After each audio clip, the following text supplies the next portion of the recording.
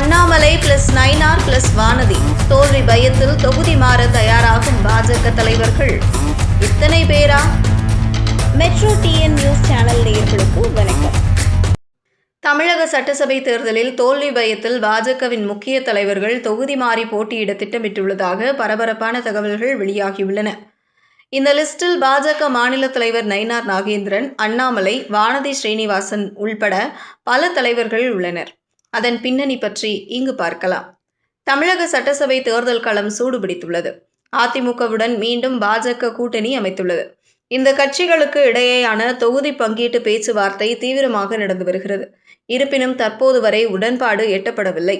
நேற்றைய தினம் டெல்லியில் மத்திய உள்துறை அமைச்சர் அமித்ஷாவை எடப்பாடி பழனிசாமி சந்தித்து பேச்சுவார்த்தை நடத்தினார்.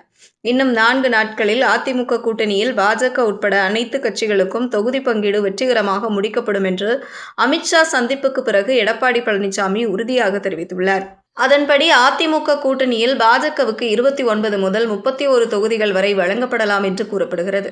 இதற்கிடையேதான் சட்டசபை தேர்தலில் தோல்வி பயத்தில் பாஜக முக்கிய தலைவர்கள் தற்போது தொகுதி மாற திட்டமிட்டுள்ளதாக கூறப்படுகிறது. இந்த லிஸ்டில் பாஜக மாநில தலைவர் நயினார் நாகேந்திரன், அண்ணாமலை, வானதி ஸ்ரீனிவாசன் உள்ளிட்டவர்கள் உள்ளனர்.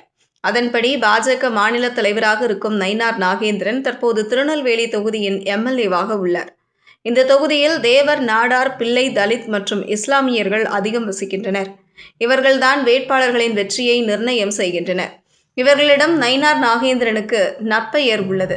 இருப்பினும் தற்போது நயினார் நாகேந்திரன் பாஜக தலைவராக உள்ளதால் அவருக்கு இஸ்லாமியர்களின் ஓட்டுகள் கிடைக்க வாய்ப்பில்லை என்று கூறப்படுகிறது. இது அவருக்கு பின்னடைவை ஏற்படுத்தலாம். அதேபோல் முதல்வர் ஸ்டாலினும் தென் மாவட்டங்களில் கூடுதல் கவனம் செலுத்துகிறார். இதனால் நயினார் நாகேந்திரன் திருநெல்வேலி தொகுதியை மாற்றும் முடிவில் உள்ளதாக தகவல்கள் வெளியாகியுள்ளது. அதன்படி நயினார் நாகேந்திரன் விருதுநகர் மாவட்டம் சாத்தூர் சட்டசபை தொகுதியில் களமிறங்குவது பற்றி ஆலோசனை மேற்கொண்டு வருகிறது. நயினார் நாகேந்திரன் தேவர் சமுதாயத்தை சேர்ந்தவர். சாத்தூர் தொகுதியிலும் தேவர் சமுதாய ஓட்டுகள் உள்ளன.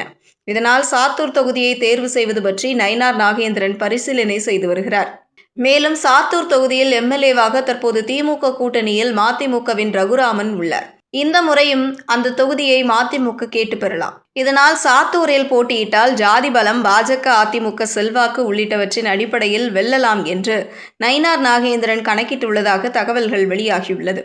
அதேபோல் பாஜக முன்னாள் தலைவர் அண்ணாமலை கடந்த 2021 சட்டசபை தேர்தலில் கரூர் மாவட்டம் அரவக்குறிச்சி தொகுதியில் போட்டியிட்டு தோல்வியடைந்தார். இந்த முறை அவர் கோவை மாவட்டத்தில் ஏதேனும் ஒரு தொகுதியில் களமிறங்க திட்டமிட்டுள்ளார்.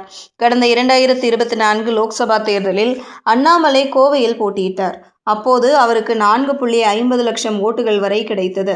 இதனால் அவர் கோவையில் ஏதேனும் ஒரு சட்டசபை தொகுதியில் போட்டியிட வாய்ப்புள்ளதாக தகவல்கள் வெளியாகியுள்ளது.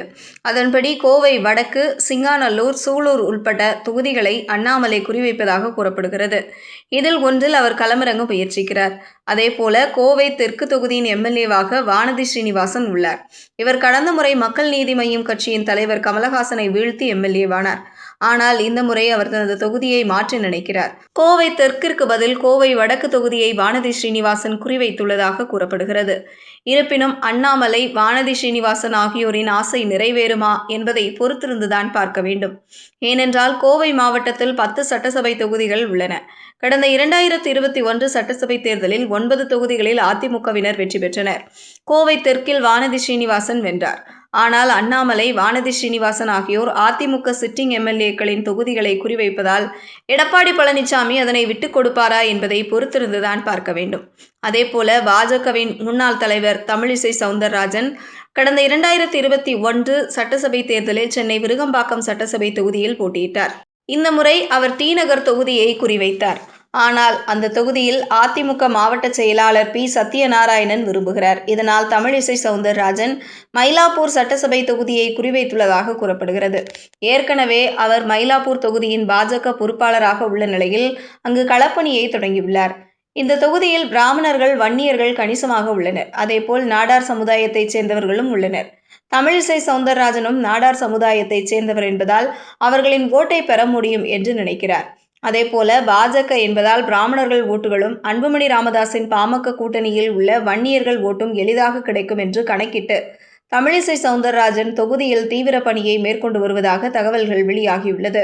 அதேபோல் முன்னாள் மத்திய அமைச்சர் பொன் ராதாகிருஷ்ணன் 10 ஆண்டுகளுக்கு பிறகு மீண்டும் சட்டசபை தேர்தலில் களமிறங்க ஆர்வம் காட்டுவதாக கூறப்படுகிறது. கன்னியாகுமரி லோக்சபா எம்பியாக 2014 வென்ற இவர் மத்திய இணையமைச்சரானார். அதன் பிறகு கடந்த 2019, 2021, 2024 கன்னியாகுமரி லோக்சபா தொகுதியில் போட்டியிட்டு தோல்வியடைந்தார். இதனால் அவர் வரும் தேர்தலில் நாகர்கோவில் சட்டசபை தொகுதியில் போட்டியிட முயற்சித்து வருகிறார். இங்கு நாடார் சமுதாயத்தைச் சேர்ந்தவர்கள் அதிகமாக உள்ளனர். பொன் ராதாகிருஷ்ணனும் நாடார் சமுதாயத்தைச் சேர்ந்தவர் என்பதால் இந்த தொகுதியை தேர்வு செய்துள்ளார்.